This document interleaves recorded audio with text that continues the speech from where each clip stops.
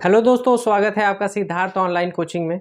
दोस्तों, हम लोग पढ़ रहे हैं बीएससी थर्ड ईयर का फिजिक्स और आज जो हमें पढ़ना है वो पढ़ना है बीएससी थर्ड ईयर का फिजिक्स का फर्स्ट पेपर का नाम है रिलेटिविटी एंड स्टैटिस्टिकल फिजिक्स। इसके 2 लेक्चर्स हम लोग पढ़ चुके हैं जिसका लिंक आपको डिस्क्रिप्शन बॉक्स में दे दिया गया है। और आज हम लोग थर्ड लेक्चर पढ़ रहे हैं माइकलसन मोरले एक्सपेरिमेंट। तो इसमें हमें क्या पढ़ना है, क्या इसका एम है, क्या इसका अरेंजमेंट है और क्या इसका मैथमेटिकल एनालिसिस है, ये पूरा हम लोग डिटेल में पढ़ेंगे। तो शुरू से अगर बात करें तो ये एक्सपेरिमेंट क्यों किया गया, तो वेव थियरी के प्रोग्रेस के बाद एक नया टर्म आया, नया एलिमेंट आया, ईथर। ईथर से लोग रूबरू हुए और ईथर से रूबरू हुए तो लोगों की संकल्पना थी, उनकी हाइपोथेसिस थी कि जो अर्थ है, अर्थ के चारों ओर या हर जगह जो एक ये नया एलिमेंट विद्यमान है, ये एलिमेंट जिसका नाम है ईथर। तो ये केवल एक परिकल्पना ही थी जिसे कहा गया हाइपोथेटिकल मीडियम, परिकल्पित माध्यम। तो ईथर की परिकल्पना की गई। अब इस परिकल्पना को कि ये सही है या गलत है, तो माइकलसन मोरले एक्सपेरिमेंट परफॉर्म किया गया। किसके द्वारा? माइकलसन और मोरले के द्वारा। ये एक्सपेरिमेंट जो है, इस एक्सपेरिमेंट से रिलेटिविटी को नया आयाम मिला। और इस एक्सपेरिमेंट में हुआ क्या कि माइकलसन ने 1881 ईस्वी में ही माइकलसन इंटरफेरोमीटर जो डिवाइस है, जो आप प्रीवियस क्लास में पढ़ भी चुके हैं, उसकी खोज की थी, जिसके लिए उन्हें नोबेल प्राइज से भी सम्मानित किया गया था। तो माइकलसन इंटरफेरोमीटर की खोज के बाद इन्होंने एक दिन चाय पे बुलाया होगा मोरले को और दोनों लोगों ने बैठ के निर्णय लिया कि एक एक्सपेरिमेंट मिल के किया जाए। जो किस लिए था? जो था ईथर एग्जिस्ट करता है कि नहीं। जैसे इस समय हम लोग देखते हैं कि हमारे चारों ओर एयर है, हवा है, तो उस प्रकार से उस समय के वैज्ञानिकों का मानना था कि अर्थ के चारों ओर, सभी चारों तरफ, चारों दिशाओं में क्या विद्यमान है? ईथर विद्यमान है। तो उससे चेक करने के लिए कि ये बात कहाँ तक सत्य और कहाँ तक गलत है, माइकलसन और मोरले नामक 2 वैज्ञानिकों ने मिलकर इसे परफॉर्म किया। कब परफॉर्म किया? इसे 1887 में परफॉर्म किया। और क्यों परफॉर्म किया कि यही एक्सिस्टेंस चेक करने के लिए कि हवा, जो ईथर जो है वो एग्जिस्ट करता है कि नहीं। जो ईथर की परिकल्पना बनाई गई थी कि अर्थ के चारों ओर ईथर पाया जाता है, तो इसी को चेक करने के लिए ये एक्सपेरिमेंट परफॉर्म किया गया। तो इसका एम था perform to detect relative motion between ether and earth to verify the presence of ether, या फिर दूसरे लफ्जों में कह सकते हैं कि determine the relative velocity of light with respect to earth. तो अब हम लोग इसके बारे में पूरा समझेंगे कि माइकलसन मोरले एक्सपेरिमेंट का क्या अरेंजमेंट था और किन किन उद्देश्यों को ध्यान में रख के इसे बनाया गया। तो शुरू करते हैं। सबसे पहले इसका अरेंजमेंट क्या होगा, माइकलसन इंटरफेरोमीटर का अरेंजमेंट। तो अरेंजमेंट की बात करें तो एक मोनोक्रोमैटिक लाइट सोर्स लिया जाएगा। ये मान लिया गया एक मोनोक्रोमैटिक लाइट सोर्स हो गया S। अब इससे लाइट एमिट हो रही है। अगर एक कन्वर्जिंग लेंस बना दिया जाए तो ये सब लाइट को कन्वर्ज करके आगे की ओर प्रोवाइड कराएगा। तो यहाँ से हमें एक कन्वर्ज लाइट मिल गई। अब इस लाइट को क्या एक सेमी सिल्वर्ड प्लेट ले लिया जाएगा या पार्शियली सिल्वर्ड ले लिया जाए, पार्शियली पॉलिश्ड सिल्वर्ड प्लेट ले लिया गया। इस प्लेट का काम क्या है? और इसे प्लेस कर दिया गया इस एक्सिस से 45 डिग्री पे। 45 डिग्री से पे प्लेस करने की वजह से अब इस पे पॉलिशिंग, जो इसके पिछले भाग पे पॉलिशिंग की गई है, ये समझा जाए तो हाफ पार्शियली पॉलिश्ड है, जिसकी वजह से कुछ लाइट को, जो ये लाइट इस पे इंसिडेंट हो रही है, कुछ लाइट को ये इधर की ओर रिफ्लेक्ट कर देगा और कुछ लाइट इसमें से रिफ्रैक्ट होते हुए आगे की ओर ट्रांसमिट हो जाएगी। तो आगे की ओर ट्रांसमिट हो जाएगी तो हमें 2 लाइट बीम्स मिली। एक बीम ये हो गई और दूसरी बीम ये हो गई। तो किसी भी लाइट को अगर इस प्लेट पे, जो पार्शियली सिल्वर्ड है, पार्शियली पॉलिश्ड है, इस पे अगर इंसिडेंट कराया जाए तो इसका कुछ पार्ट रिफ्लेक्ट हो जाएगा, जबकि कुछ भाग यहाँ से रिफ्रैक्ट हो जाएगा। तो अगर यहाँ से देखें तो इसे 45 डिग्री पे प्लेस किया गया। 45 पे डिग्री पे देखें तो ये हो गया इसके लिए नॉर्मल, हो गया। तो ये एंगल भी हुआ 45। तो इंसिडेंस एंगल अगर 45 है तो रिफ्लेक्टेड एंगल भी 45 हो गया। ये लाइट इधर की ओर चली गई और दूसरी लाइट ट्रांसमिट होके इधर की ओर चली गई। तो इस जो प्लेट है, जो प्लेट के दोनों साइड मिरर्स प्लेस किए जाएंगे, 2 मिरर्स प्लेस किए जाएंगे। ये हो गया मिरर M1 और दूसरा मिरर हो जाएगा M2। तो M1 और M2 2 मिरर प्लेस कर दिए गए। ये लाइट M1 जो फर्स्ट लाइट रिफ्लेक्टेड बीम है वो जाएगी M1 मिरर पे टकराएगी और M1 मिरर से टकरा के ये वापस रिफ्लेक्ट होगी और वापस इसमें से रिफ्रैक्ट होते हुए ये इधर पास करके इधर की ओर आएगी और इधर लगाया गया होगा टेलीस्कोप। इस टेलीस्कोप से हम लोग दोनों का इंटरफेरेंस पैटर्न देखेंगे। अब दोनों बीम कौन सी, एक तो ये यहाँ से फर्स्ट वाली बीम जो रिफ्लेक्ट हुई है, रिफ्लेक्ट होके आएगी और इस प्लेट से होते हुए इधर की ओर आ जाएगी। दूसरी बीम जो है मिरर M2 पे जाएगी, M2 पे मिरर पे जाएगी और यहाँ से रिफ्लेक्ट होके फिर वापस आएगी और यहाँ पे फिर टेलीस्कोप में दोनों के इंटरफेरेंस पैटर्न को देखा जाएगा। एक यहाँ पे कंपनसेटिंग प्लेट भी यूज कर सकते हैं। कंपनसेटिंग प्लेट का यूज क्या होगा उसे अभी एक फेयर डायग्राम बनाएंगे, उसमें पूरी बातों को डिस्कस किया जाएगा। तो ये इसका हो गया अरेंजमेंट। अरेंजमेंट में क्या होगा, एक सोर्स हो गया, एक कन्वर्जिंग लेंस हो गया, 2 मिरर्स हो गए M1 और M2, दोनों को प्लेस कर दिया गया सेम डिस्टेंस पे इस प्लेट से। प्लेट जो पार्शियली सिल्वर्ड है इसे 45 डिग्री पे बेंड करके यहाँ पे प्लेस कर दिया गया। अब उसके बाद यहाँ पे जो बीम इंसिडेंट होगी, इस पे जो लाइट मोनोक्रोमेटिक लाइट सोर्स है, लाइट इंसिडेंट होगी, वो 2 पार्ट में स्प्लिट हो जाएगी। पार्शियली ये रिफ्लेक्ट हो जाएगी तथा पार्शियली ये ट्रांसमिट हो जाएगी। अब दोनों, ये फर्स्ट वाली बीम जो है ये मिरर M1 से टकरा के आएगी और दूसरी वाली बीम जो बीम है वो मिरर M2 से टकरा के आएगी। दोनों का इंटरफेरेंस यहाँ पे देखा जाएगा टेलीस्कोप से। अब उसके बाद ये कहानी तो तब की थी जब पूरे सिस्टम को, ये पूरा सिस्टम था स्टेशनरी, एट रेस्ट, रुका हुआ था। लेकिन हम लोग एक परिकल्पना, एक हाइपोथेटिकल मीडियम, हाइपोथेसिस मीडियम मान लिए हैं। हाइपोथेटिकल मीडियम क्या है, ये ईथर। अभी हम लोग सब मान लिया गया कि अर्थ के चारों जो एक मीडियम पाया जा रहा है वो है ईथर। तो अगर ईथर को यहाँ पे रख दिया गया, एक परिकल्पित माध्यम ईथर हो गया, तो अगर ये ईथर हो गया, अब अर्थ जो है रोटेट कर रही है। अगर रोटेट कर रही है तो रोटेट करने की वजह से ये पूरा सिस्टम, किसी भी फ्रेम ऑफ रेफरेंस की वजह से ये पूरा सिस्टम मूव करेगा आगे की ओर।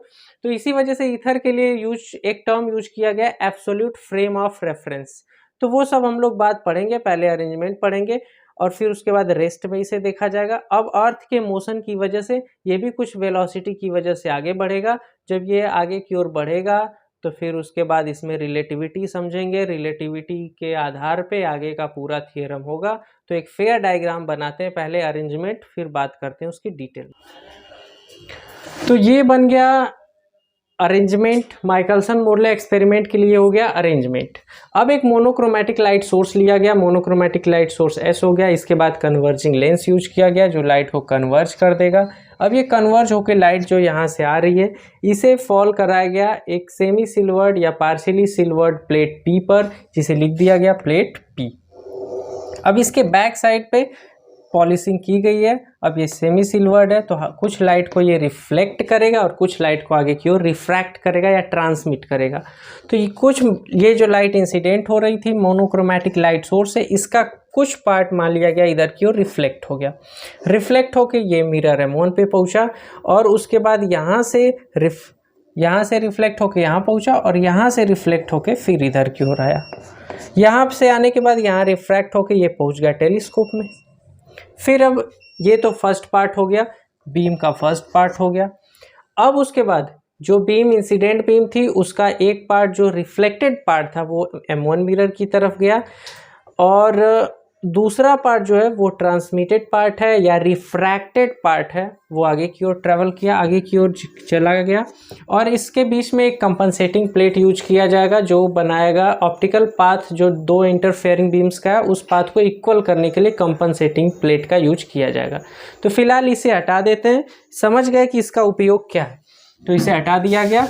अब उसके बाद ये M1 हो गया और दूसरी जो रिफ्लेक्टेड बीम थी, रिफ्रैक्टेड या ट्रांसमिटेड बीम थी वो पहुंच गई मिरर M2 की तरफ। अब M2 की तरफ पहुंच गई, यहाँ से रिफ्लेक्ट होके वापस आई, वापस होने के बाद यहाँ प्लेट पी पे पहुंची, प्लेट पी से फिर ये सेमी सिल्वर्ड था ही, यहाँ से ये लाइट भी इधर की ओर आई, दोनों का हुआ सुपर पोजिशन और यहाँ पे हुआ इंटरफेरेंस, जहाँ पे लाइट की इंटेंसिटी का जो इरेगुलर डिस्ट्रीब्यूशन था उसके वजह से था इंटरफेरेंस। और यहाँ पे हम लोग इसका फिर मेज़र किए, डिटेक्ट किए, यहाँ से इसका स्टडी किए कि क्या हुआ, कैसा पैटर्न बन रहा है।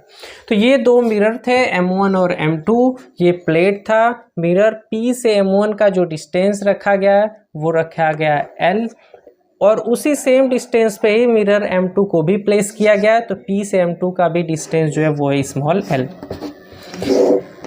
अब ये तब की बात है जब पूरा अपरेटस को अर्थ पे रखा गया, अर्थ ईथर में है और जो अपरेटस है वो है स्टेशनरी कंडीशन में। लेकिन स्टेशनरी तो रहेगा नहीं, क्योंकि अर्थ अगर रोटेट कर रही है, तो अर्थ के रोटेट करने की वजह से जो पूरा का पूरा अपरेटस है वो भी आगे की ओर रोटेट ही करेगा। तो अगर लाइट इधर की ओर रोटेट कर रही है, लाइट अगर इधर की ओर मान लिया गया, ये पूरा v वेलोसिटी से ये अपरेटस आगे की ओर ट्रेवल। तो अगर लाइट की बात करें, लाइट इधर की ओर ट्रैवल कर रही है, लाइट ट्रैवल कर रही है स्पीड ऑफ लाइट c से लाइट आगे की ओर ट्रैवल कर रही है। अगर ये अपरेटस आगे की ओर मूव करता है तो इसे लिखा जाएगा पॉजिटिव v, अगर इधर की ओर मूव करता है तो इसे लिखा जाता है नेगेटिव v। ये हम लोग कंसीडर कर लेंगे आगे के एक्सप्रेशन में। तो हमें केवल ये बात करनी थी कि अगर ये स्टेटस रेस्ट में रहता और इधर में प्लेस कर दिया जाता तो ये लाइट जो रिफ्लेक्टेड बीम थी मिरर M1 से टकरा के आती, और ये जो दूसरा, ये फर्स्ट रिफ्लेक्टेड हो गया टकरा के आती, और दूसरा रिफ्रैक्टेड मतलब ट्रांसमिटेड बीम टकरा के आती है, और दोनों का इंटरफेरेंस पैटर्न मिलता है एट सेम टाइम। लेकिन ये पूरा का पूरा अपरेटस आगे की ओर शिफ्ट कर रहा है, तो कुछ ही समय बाद ये अगर हम लोग देखें तो कुछ समय बाद अर्थ के आगे की ओर रोटेट करने की वजह से, अर्थ के रोटेशन की वजह से ये क्या होगा कि ये जो प्लेट पी है कुछ टाइम बाद यहाँ आ जाएगा, यहाँ शिफ्ट हो गया। जो मिरर M1 है ये इधर की ओर शिफ्ट हो गया, जो मिरर M2 है वो भी उतना डिस्टेंस आगे ट्रेवल करके ये यहाँ की ओर आ गया। तो पूरा का पूरा अरेंजमेंट कुछ समय बाद ही आगे की ओर शिफ्ट हो जा रहा है। तो जो ये इंटरफेरेंस मिल रहा है अब उसमें टाइम का कुछ ना कुछ डिफरेंस होगा, और वहीं हमें टाइम डिफरेंस कैलकुलेट करना है। तो जो डायग्राम बनेगा इनिशियल कंपोजिशन में, तो ये था प्लेट पी यहाँ पे था, यहाँ से ये जो बीम थी ये रिफ्लेक्टेड बीम थी, ये मिरर M1 पे पहुँचनी चाहिए थी, लेकिन पूरा का पूरा अपरेटस टाइम के साथ शिफ्ट हो रहा है। तो ये बीम इस मिरर M1 पे न पहुँच के M1 पे ही पहुँच रही है, लेकिन अर्थ के साथ ये मिरर जो है ये यहाँ पे पहुंच चुका है। अब इसकी बात करें तो ये कैसे हो रहा है कि ये यहाँ से लाइट अब मिरर M1 पे, जिसे यहाँ पहुँचना था, लेकिन पूरे सिस्टम के आगे की ओर चलने की वजह से ये लाइट बीम मिरर M1 पे यहाँ पहुँची, और फिर इस प्लेट पे, इसी प्लेट पे वापस यहाँ गई। लेकिन ये प्लेट जो P है वो नए पोजीशन P' पर आ चुका है। जो मिरर M1 था पहले पोजीशन पे यहाँ था, लेकिन पूरा का पूरा सिस्टम मूव करने की वजह से नए पोजीशन M1' पे आ चुका है, और जो मिरर M2 था वो भी उतना ही तेज़ी से आगे बढ़ते हुए नए पोजीशन M2' पे आ चुका है। ये इसमें समझ में अगर नहीं आ रहा हो तो हम एक दूसरा एग्जाम्पल जैसे समझ सकते हैं कि जैसे कोई ट्रेन है, ट्रेन अगर किसी भी कांस्टेंट स्पीड से चल रही है, मान लिया गया 40 किलोमीटर पर आवर की स्पीड से चल रही है, तो 40 किलोमीटर पर आवर की स्पीड से अगर ट्रेन आगे की ओर चल रही है, उसमें बैठा कोई लड़का अगर हाथ में सेब लिए और उसे उछाल रहा है, तो अगर वो कुछ ऊंचाई तक उछालता है तो ऊंचाई तक उछालेगा, फिर उसके बाद ट्रेन की ही स्पीड से वो बॉल भी चलेगी, वो लड़का भी मूव कर रहा होगा, तो वो फिर उसके बाद 1 सेकेंड 2 सेकेंड बाद उसे कैच कर लेगा। लेकिन अगर ये मूवमेंट में है तो उस लड़के को तो ये बात पूरी नहीं समझ में आएगी, लेकिन जो बाहर प्लेटफॉर्म पे बैठा व्यक्ति है वो देखेगा कि ट्रेन के मान लिया गया किसी डिब्बे में इस टाइप से सब डिब्बे हैं, तो इस डिब्बे में ही मान लो वो लड़का है, तो यहाँ वो बॉल उछालता है, तब तक वो बॉल अगर हाथ से छूटी तो वो ट्रेन की स्पीड से ही सब कुछ आगे की ओर बढ़ रहा है, बॉल भी आगे की ओर बढ़ रही है, लड़का भी आगे की ओर बढ़ रहा है, फिर ये बॉल उसी के हाथ में ही गिरती है, लेकिन उछाला उसे यहाँ गया था और ये यहाँ पे कैच हो रहा है, तो यहाँ से यहाँ तक का ये डिस्टेंस ट्रेवल कर ली गेंद को सीधे। अगर ये ट्रेन रुकी हुई रहती, इसी डिब्बे की अगर बात करें, तो ये फिर गेंद ऐसे जाती और ऐसे इसी के हाथ में आती, तो इसे तब भी समझ में नहीं आ रहा है। लेकिन अगर ट्रेन मूवमेंट में अगर, तो मूवमेंट के कंडीशन में भी अगर इसे देखा जाए, तो मूवमेंट के कंडीशन में भी ये उछालता है और इसके हाथ में ही गिर रहा है, तो इसे तो भले समझ में ना आए, लेकिन प्लेटफॉर्म पे जो ऑब्जर्वर बैठा हुआ है वो अपने फ्रेम ऑफ रेफरेंस से अगर इसे देखा जाए, देखेगा तो वो समझ जाएगा कि यहाँ पे इस टाइप का कुछ मूवमेंट है। तो वैसा ही यहाँ पे भी हो रहा है कि हम frame of reference, absolute frame of reference को मान के इसे देख रहे हैं। तो पूरा का पूरा apparatus आगे की ओर बढ़ चुका है। स्टार्टिंग में जब बीम यहाँ से रिफ्लेक्ट हुई थी तब तो ये प्लेट P यहाँ था, लेकिन अर्थ के साथ ये पूरा का पूरा apparatus आगे की ओर शिफ्ट कर रहा है। तो ये टकरा के M1 पे ये जो बीम यहाँ मिल रही है वो कुछ समय बाद ही T1 या T' समय बाद ही कहाँ पहुँच रही है, P' पर ये पहुंच जा रहा है। तो इस प्रकार से ये आगे की ओर शिफ्ट हो गया। इसका एक फेयर डायग्राम बनाते हैं और फिर हमें कैलकुलेट करना है time difference. Time difference calculate करने के लिए भी बात करें अगर, तो मान लिया गया अगर दो कार हैं, कोई कार ये है और इसकी स्पीड मान लिया गया ये इधर की ओर जा रही है, इसकी स्पीड है 40 किलो, कम हो गया ये 60 किलोमीटर पर आवर की स्पीड से अगर जा रही है, और दूसरी कार इसी के बराबर में ये भी चल रही है, इसकी स्पीड मान लिया गया 80 किलोमीटर पर आवर है। तो अगर दोनों एक ही डायरेक्शन में मूव कर रही होंगी, दोनों एक ही डायरेक्शन में मूव कर रही होंगी, तो इसमें का जो व्यक्ति अगर इसे फ्रेम ऑफ रेफरेंस, अपने फ्रेम ऑफ रेफरेंस इन दोनों के केवल रेस्पेक्ट में देखे और चीज़ों को न देखे, तो उसे क्या समझ में आएगा, उसे ये समझ में आएगा ये 60 तो चल ही रहा है तो उतना तो इसे मैनेज कर लेगा, इसे बस लगेगा कि ये 20 किलोमीटर पर इस आवर की स्पीड से आगे की ओर बढ़ रही है। लेकिन अगर ये दोनों अपोजिट डायरेक्शन में मूव कर रही हैं, अगर ये दोनों अपोजिट डायरेक्शन में मूव कर रही हैं, तब क्या होगा, तब रिलेटिव वेलोसिटी में हम लोग पढ़े हैं कि दोनों की वेलोसिटी, तो जितना तेज ये इधर से साए से गुजरा उतना ही तेज से ये इधर से भी गुजरा, तो दो इसकी स्पीड क्या होगी, दोनों को प्लस करके स्पीड 60 + 80 140, तो 140 की स्पीड से ये भी इधर की ओर जाता हुआ प्रतीत होगा इसे, और इस वाले जो ड्राइवर है या इसमें जो बैठी सवारियां, उन्हें क्या लगेगा कि ये कार 140 की स्पीड से इधर की ओर गई है, क्योंकि दोनों की वेलोसिटीज़ का सम हो जाएगा। तो अगर उसी डायरेक्शन में मूव करेंगे तो देखा जाएगा कैसे प्लस होता है, कैसे माइनस होगा, और दोनों वेलोसिटीज़ उनके द्वारा टाइम कैलकुलेट किया जाएगा। दोनों टाइम T1 और T2 को कैलकुलेट करने के बाद टाइम डिफरेंस कैलकुलेट किया जाएगा, तब हमें आगे का मैथमेटिकल एनालिसिस कंप्लीट हो पाएगा। तो इस डायग्राम को हम साफ साफ बाहर बना दे रहे हैं और फिर करते हैं आगे का प्रोसीजर। तो ये डायग्राम बना दिए अलग से, इसे काट के इसमें से ही, क्योंकि ये लाइट सोर्स था, लाइट सोर्स से ये रिफ्लेक्टेड लाइट थी और यहाँ पे ये रिफ्रैक्टेड लाइट इधर की ओर जा रही है। पूरा का पूरा apparatus आगे की ओर शिफ्ट कर रहा है। तो ये P जो है वो पहुँच गया P' पे, ये M1 जो है वो पहुँच गया M1' पे, और जो दूसरा मिरर यहाँ बनाएंगे तो यहाँ फिर ये डायग्राम में 3-5 हो जाएगा। इसे और आगे बढ़ा दे रहे हैं, केवल जो यहाँ M2 था वो आगे शिफ्ट करके पहुँच गया M2' पे। तो हम जो कंसीडर कर रहे हैं वो क्या कंसीडर कर रहे हैं, केवल इतना डायग्राम P, P1 और M1 तक, क्योंकि एक बीम जो है ये कौन सी बीम है, ये अगर इसे देखा जाए तो ये है यहाँ से रिफ्लेक्टेड बीम, जिसे सीधे जाना था और सीधे आना था, लेकिन ये मूवमेंट की वजह से अब इस प्रकार से जा रही है। तो मान लिया गया ये T1 टाइम में ट्रेवल करते हुए यहाँ से यहाँ पहुँच रही है, कहाँ से कहाँ, P से M1' तक और M1' से P' तक। इस अगर डायग्राम में देखें तो P से M1' तक यहाँ तक और M1' से फिर P' तक। तो ये लाइट ट्रेवल कर रही है यहाँ से यहाँ तक। तो इस लाइट को यहाँ से मतलब यहाँ तक जाने में, इस रिफ्लेक्टेड लाइट को P से M1' तक और M1' से P' तक जाने में मान लिया गया कि T1 टाइम लगा। तो let T1 is the time taken by light to travel distance P M1' P', और फिर फर्स्ट टाइम ये हो जाएगा कि यहाँ से यहाँ तक जाने में कितना टाइम लगा, और फिर दूसरा टाइम हम लोग कैलकुलेट करेंगे कि P से M2 तक जाने में और फिर M2 से P' तक वापस आने में।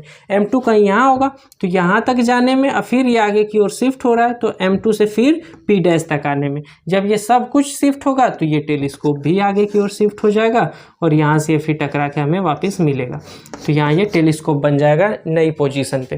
तो हमें पहले तो टाइम T1 कैलकुलेट करना है, किसके लिए, रिफ्लेक्टेड बीम के लिए, और फिर नेक्स्ट पार्ट में हम लोग करेंगे टाइम T2, वो होगा रिफ्रैक्टेड पार्ट के लिए, इस वाले पार्ट के लिए। तो फिलहाल हमें T1 की वैल्यू कैलकुलेट करनी है।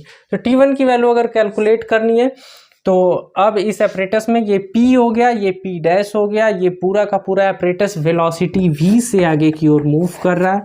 वेलोसिटी v से आगे की ओर मूव कर रहा है, तो अगर यहाँ से यहाँ तक के डिस्टेंस की बात करें तो डिस्टेंस इज इक्वल टू होता है वेलोसिटी इनटू टाइम, और यहाँ से यहाँ तक जाने में जो टाइम लगा वो कहा गया कि फर्स्ट बीम जो रिफ्लेक्टेड बीम है उसे टाइम लग रहा है t1, तो t1 टाइम लगा, तो यहाँ से यहाँ तक का डिस्टेंस हो गया vt1। यहाँ तक का डिस्टेंस हो गया, distance is equal to velocity into time. तो इस एपरेटस की वेलोसिटी v है और टाइम लग रहा है उसे t1, तो ये हो गया vt1। अब इस पूरे डायग्राम की बात करें तो पूरे डायग्राम में हम लोग मानेंगे कि प्लेट P से मिरर M1 तक और मिरर M2 दोनों का डिस्टेंस है स्मॉल l। तो यहाँ से यहाँ तक का मतलब इस P से इस मिरर तक का, तो P आगे भी अगर इसी लाइन पे चल रहा है और मिरर भी यहाँ पे चल रहा है इसके साथ साथ, तो दोनों के बीच का डिस्टेंस कितना है, यही है स्मॉल l। तो ये डिस्टेंस यहाँ से यहाँ तक हो गया स्मॉल l। अगर इस डायग्राम की बात करें राइट एंगल ट्रायंगल PM1 और यहाँ पे कोई भी पॉइंट मान ले O मान लिया गया, तो अगर इस ट्रायंगल की बात करें PM1O, तो ये एक राइट एंगल ट्रायंगल है, यहाँ 90 डिग्री का एंगल बन रहा है। इसमें ये हो गया हाइपोटेनस, ये हो गया बेस और ये हो गया परपेंडिकुलर। तो इसकी बात करें यहाँ से PM1 मतलब हाइपोटेनस की बात करें तो PM1 डैश स्क्वायर की वैल्यू क्या हो जाएगी, ये हो जाएगा PM1 dash whole square is equal to क्या हो जाएगा, बेस का स्क्वायर। बेस यहाँ से यहाँ तक की पूरी वैल्यू है vt1 और इसका आधा करें तो ये हो जाएगा vt1/2, ये वैल्यू हो गई vt1/2। इसका स्क्वायर भी करना है तो ये हो गया इसका स्क्वायर प्लस, तो ये हो गया हाइपोटेनस का square is equal to base का स्क्वायर प्लस यहाँ से ये परपेंडिकुलर का स्क्वायर, तो ये हो गया परपेंडिकुलर का स्क्वायर। अब इसे कैलकुलेट करें तो PM1 डैश की वैल्यू कितनी हो जाएगी, ये हो जाएगी PM1 dash is equal to, सब बात हो जाएगा अंडर रूट में, तो अंडर रूट में कर दें तो ये हो जाएगा v square t1 square upon 2 का स्क्वायर 4 प्लस l स्क्वायर। ये हो गया PM1 की वैल्यू। अगर दूसरा देखा जाए तो ये भी जो है ट्रायंगल, ये भी इसके एकदम सिमेट्री है, मतलब जितना टाइम ये लग रहा है जितना डिस्टेंस ये है उतना ही डिस्टेंस ये भी है।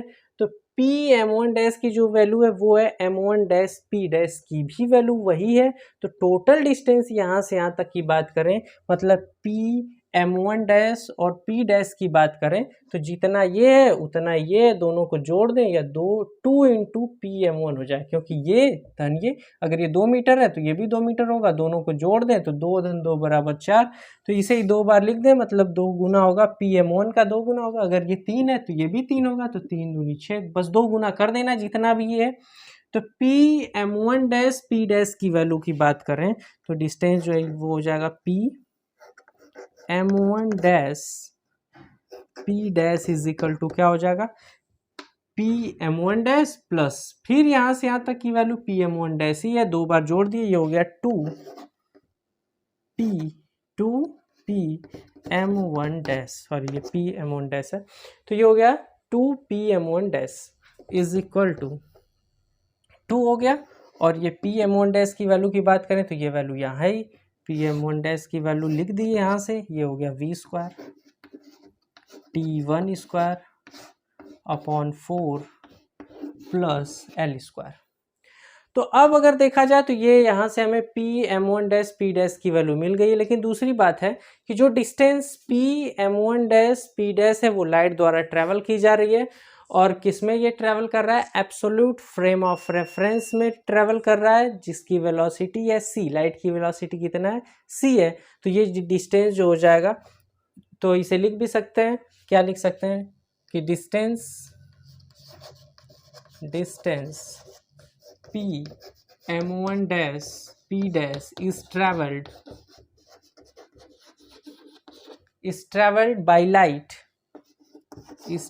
by light in absolute frame of reference, in absolute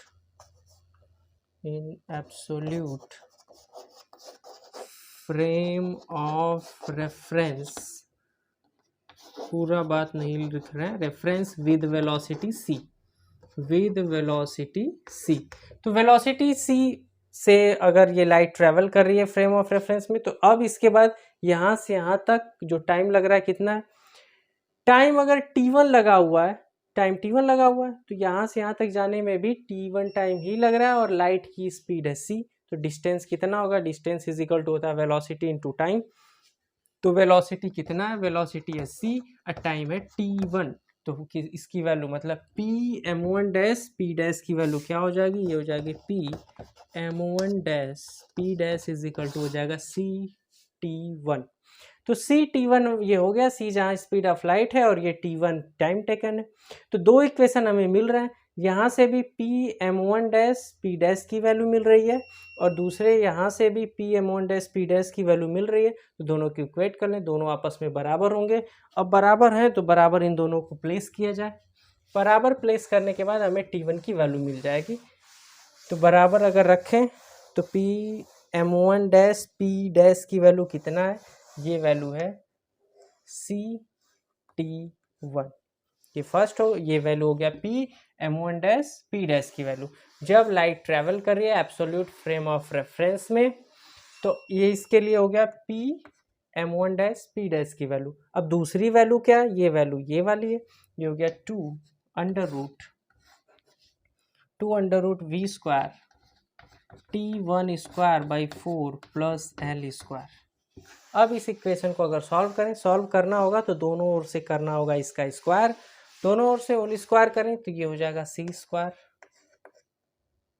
t1 square is equal to 2 का स्क्वायर 4।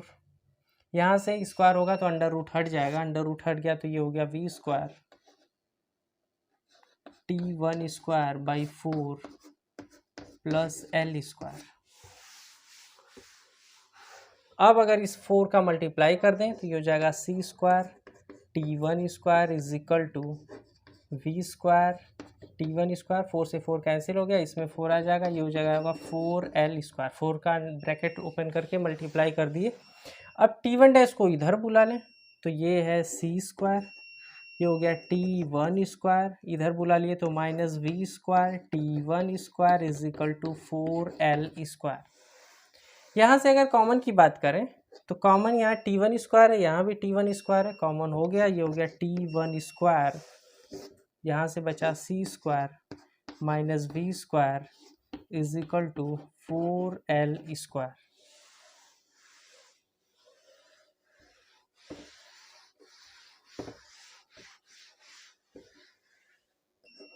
यहाँ से हो गया t1 square is equal to 4l square upon c square minus v square.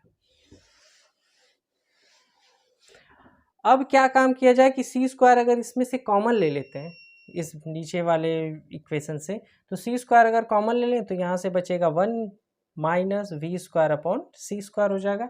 ये टर्म हो गया 4l square by c square, common ले लिया गया, बचा यहाँ से 1 minus v square upon c square. ये हो गई t1 स्क्वायर की वैल्यू। दोनों साइड स्क्वायर रूट अगर करें तो अंडर रूट लेने पे क्या हो जाएगा, ये हो जाएगा t1 इज इक्वल टू 4 का अंडर रूट 2, ये हो गया 2l स्क्वायर का under root l by c square का अंडर रूट c, और ये हो गया अंडर रूट में ही 1 minus v square upon c square.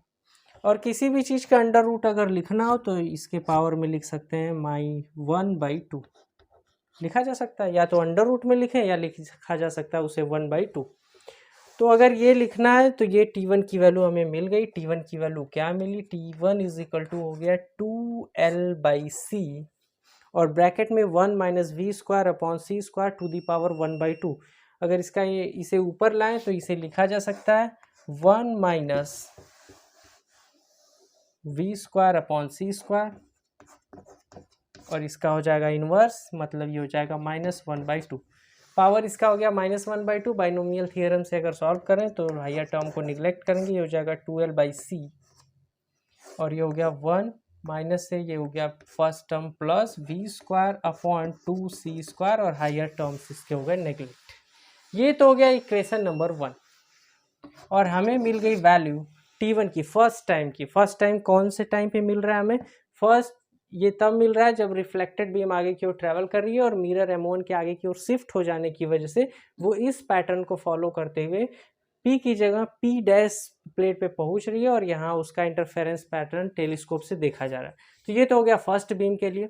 अब जो दूसरी बीम यहाँ से जा रही है, दूसरी बीम वो जा रही है, यहाँ पे मिरर रखा हुआ है M2, यहाँ इसके लिए चल रही है, लेकिन ये बीम के साथ साथ मिरर भी आगे की ओर ही शिफ्ट हो रहा है, ये बीम भी आगे की ओर शिफ्ट हो रही है, पूरा का पूरा एपरेटस आगे की ओर शिफ्ट हो रहा है। तो आगे की ओर जब शिफ्ट हो रहा है तो बीम भी उधर की ओर c वेलोसिटी से जा रही है, एपरेटस भी उसी साइड में v वेलोसिटी से आगे की ओर बढ़ रहा है। तो इस वजह से क्या होगा, बीम को यहाँ पे इस पे टकरा के रिफ्लेक्ट होना था, ये एपरेटस आगे की ओर मूव करते हुए इस पोजीशन पे पहुँच गया और यहाँ से ये टकरा के वापिस आया। तो आने के लिए अब यहाँ तक आना ही नहीं होगा, क्योंकि ये जो P1 जो P प्लेट है वो P डैश पे आगे की ओर मूव कर चुका है, तो इतना डिस्टेंस पे ये टकरा के यहाँ से मिल गई। तो दूसरे के लिए जो रिफ्रैक्टेड बीम है या जो ट्रांसमिटेड बीम है उसके लिए मान लिया गया टाइम T2 है। तो T2 time is taken by, let T2 time is taken by transmitted beam, transmitted beam. और ट्रांसमिटेड बीम भी कब, going towards the mirror M2 and reflected back to the new position P1 dash. तो मतलब M2 की ओर जाने और M2 से टकरा कर इस प्लेट तक आने में जो टाइम लगा वो है T2। तो T2 टाइम की अगर कैलकुलेशन की बात करें तो T2 टाइम अगर कैलकुलेट करना होगा तो T2 के टाइम क्या होगा, जाने में लगा समय प्लस आने में लगा समय। तो T2 इज इक्वल टू क्या हो जाएगा, time in going and coming. तो जाने में लगा समय, तो समय बराबर फॉर्मूला होता है time is equal to distance upon velocity. तो डिस्टेंस कितना दोनों के बीच का डिस्टेंस है, मतलब इस प्लेट और मिरर M2 के बीच का डिस्टेंस कितना है, तो प्लेट और M2 के बीच का डिस्टेंस था स्मॉल l। तो जाने के लिए भी टाइम हो गया l और आने के लिए भी ये प्लेट पर ही आना है मिरर से, तो आने के लिए भी डिस्टेंस हो गया l, दोनों को जोड़ना है। तो टाइम इज इक्वल टू होता है डिस्टेंस अपॉन वेलोसिटी। तो एक साइड तो वेलोसिटी c माइनस v लिखा जाएगा, क्योंकि एक साइड अगर जाएंगे तो वेलोसिटी कम हो जाएगी और दूसरी साइड उसी साइड अगर जाना होगा तो वेलोसिटी बढ़ जाएगी। तो ये हो जाएगा c प्लस v। किसी में भी किसी को लिख सकते हैं, अगर नहीं समझ में आ रहा तो एक में याद रखना है हमें कि c माइनस v एक जगह लिख देना, एक जगह लिख देना c प्लस v, क्योंकि एक साइड वेलोसिटी उसी साइड जाने पे वेलोसिटी एक साइड में घट जाएगी और उसका रिटर्न आने में वेलोसिटी बढ़ जाएगी, जो अभी रिलेटिविटी के आधार पे समझे थे हम लोग। तो अब ये हो गया T2 is equal to L by C minus V, ये वेलोसिटी इसका घट गया और ये वेलोसिटी इसका बढ़ गया। तो अब अगर इसे कैलकुलेट करें, मान लिया गया जाने में ही है तो जाने में हो गया L बाई, अब उसके बाद वेलोसिटी क्या होगा, इसी साइड में अगर जा रहा है तो टाइम बढ़ जाएगा, टाइम बढ़ जाएगा तो लिखेंगे c प्लस वी, और जब वापिस आना होगा तो टाइम घट जाएगा, वो उसे लिखेंगे c माइनस वी। तो अगर इसे कैलकुलेट करें, दोनों का एलसीएम की बात करें तो एलसीएम क्या हो जाएगा, ये हो जाएगा c माइनस वी और c प्लस वी, मतलब ये हो गया c square minus V square. यहाँ से ये हो गया l ब्रैकेट में c plus V plus l bracket में c माइनस वी। आगे अगर फर्दर सॉल्व करें तो यहाँ से l कॉमन है, l कॉमन है, बचा यहाँ से c plus V plus c minus V upon c square minus V square. v से v कैंसिल हुआ, ये ऊपर की ओर देखें तो l और c मिला के ये हो गया 2c, लिख सकते हैं 2lc upon c square minus V square है, और उसी टर्म में लाने के लिए हमें c स्क्वायर कॉमन लेना पड़ेगा। c स्क्वायर कॉमन ले लिया गया, बचा क्या 1 minus V square upon C square. एक c से एक c कैंसिल हुआ, बचा क्या यहाँ से बचा 2l by C 1 minus V square upon C square.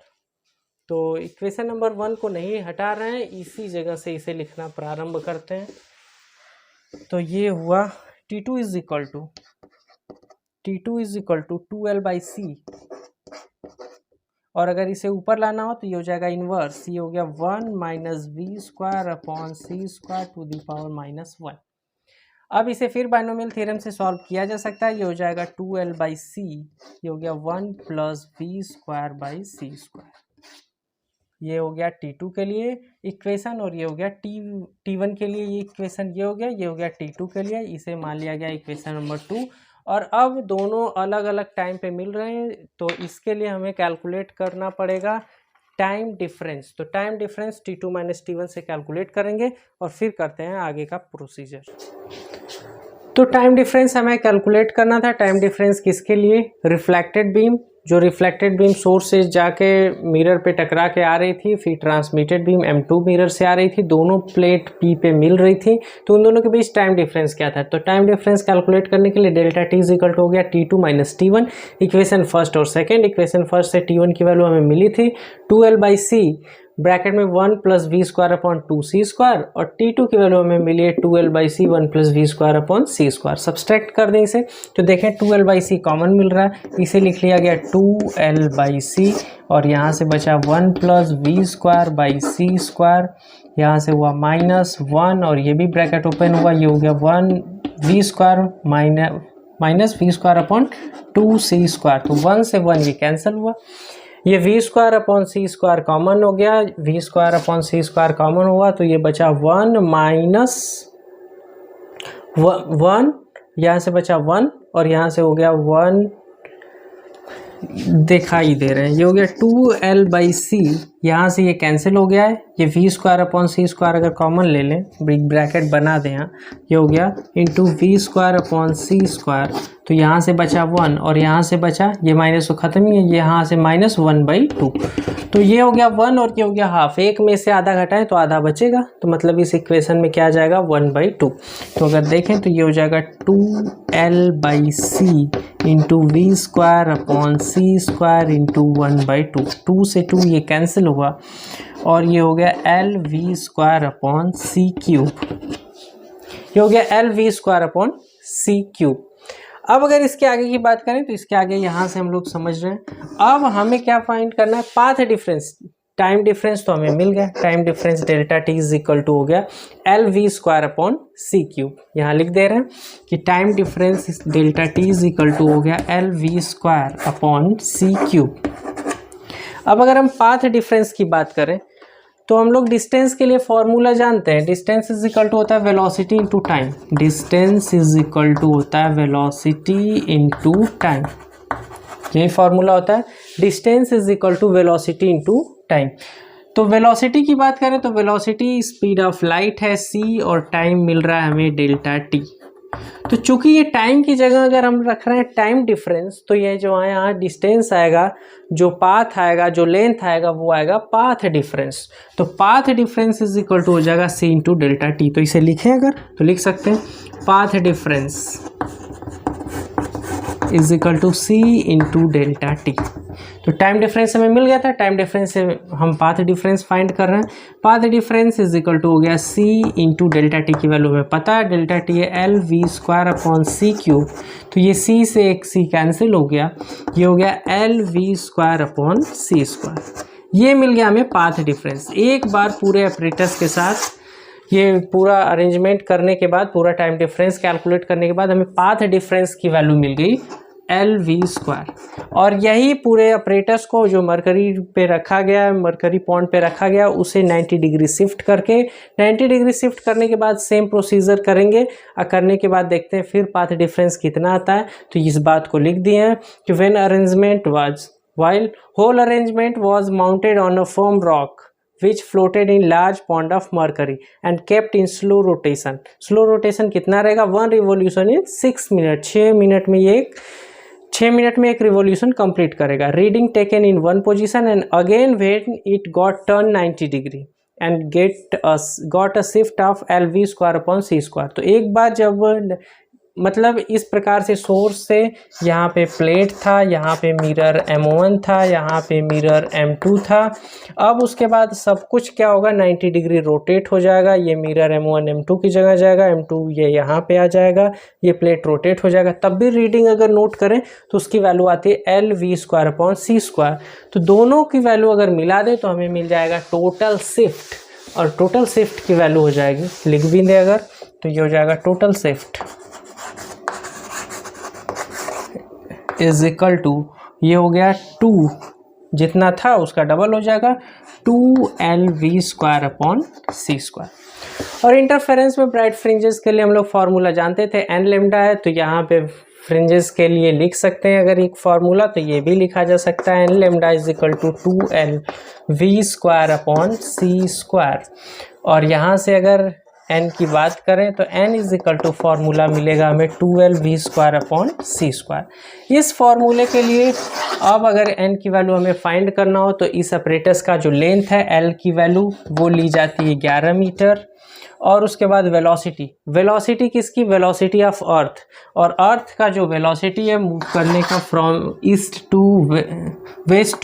Waste to east जो रोटेट करती है उसके लिए स्पीड होती है 3 × 10⁴ मीटर पर सेकेंड, या फिर कहा जा सकता है 30 किलोमीटर पर सेकेंड। तो अर्थ की जो स्पीड है वो कितना है, उसके रोटेशन का स्पीड है 30 किलोमीटर पर सेकेंड।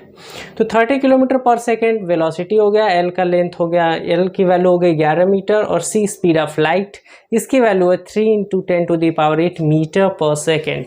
इतनी वैल्यूज़ मिल गई। और येलो लाइट के लिए हमें अब यहाँ से एन की वैल्यू है तो ये हो गया 2l v square upon c square, और लेमडा यहाँ था तो ये इसमें आ गया एक और टर्म लेमडा। अगर येलो लाइट की बात करें, येलो लाइट के लिए वेवलेंथ जो होता है वो होता है 5800 एंगस्ट्रॉम, 5800 एंगस्ट्रॉम। तो ये वैल्यू प्लेस करें तो एन मतलब कितना शिफ्टिंग हुआ उसमें ये हम कैलकुलेट कर सकते हैं।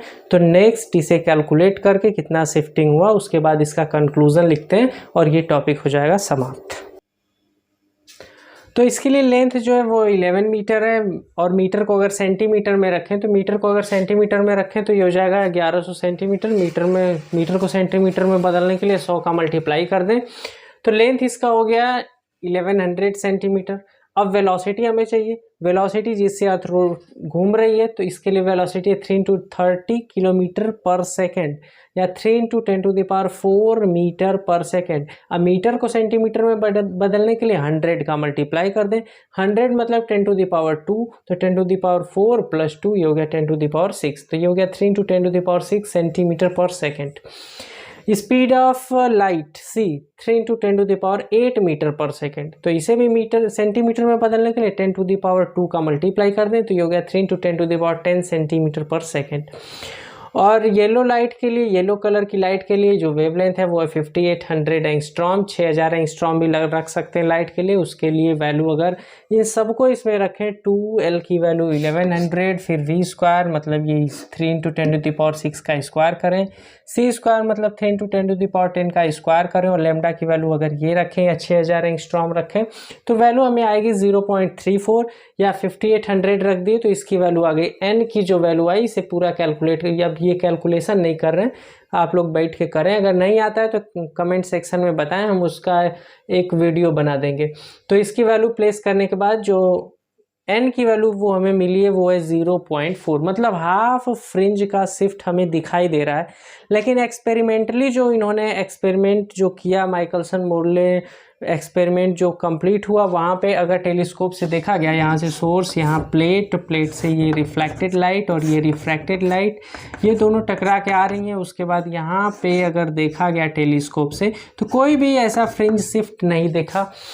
यहाँ तक कि ये जो इंटरफेरेंस, ये जो माइकलसन मोर्ले एक्सपेरिमेंट था, ये इंटरफेरोमीटर था, वो 0.01 फ्रिंज शिफ्ट को भी डिटेक्ट कर सकता, लेकिन यहाँ पे कोई भी फ्रिंज शिफ्ट नहीं दिखा। मतलब ये बार बार, मतलब यहाँ से एक्सपेरिमेंटल जो वैल्यू थी वो 0.4 आ रही थी, लेकिन यहाँ पे अगर देखा गया तो बार बार इस एक्सपेरिमेंट को रिपीट किया गया, अलग अलग डे टाइम में किया गया, अलग अलग सीजन में किया गया, जाड़ा, गर्मी, बरसात, बसंत, पूरा समय इन्होंने इस पे खपाया, लेकिन कोई फ्रिंज शिफ्ट नहीं मिला। तो इसका क्या निष्कर्ष निकला? This means half fringe shift should be shift but it was not observe. Experiment से देखने पे ये हमें मिला ही नहीं, बाकी ये कैलकुलेशन से यहाँ से हमें fringe shift, half fringe shift मिला, बाकी यहाँ एक्सपेरिमेंटल वैल्यू यहाँ पे कुछ भी नहीं मिली। They repeated experiment at different time but they could not detect, मतलब कोई फ्रिंज शिफ्ट वहाँ पे नहीं मिला। 10 relative velocity between earth and ether is 0। तो मतलब जो एक हाइपोथेटिकल मीडियम, जो एक परिकल्पित माध्यम था कि ईथर है, उसको इस प्रूफ द्वारा, इस पूरे एक्सपेरिमेंट द्वारा नकार दिया गया कि ऐसा कोई चीज़ ईथर एग्जिस्ट नहीं करता है। तो ये था दोस्तों माइकलसन मोर्ले एक्सपेरिमेंट। मिलते हैं अगले वीडियो में। Thanks for watching.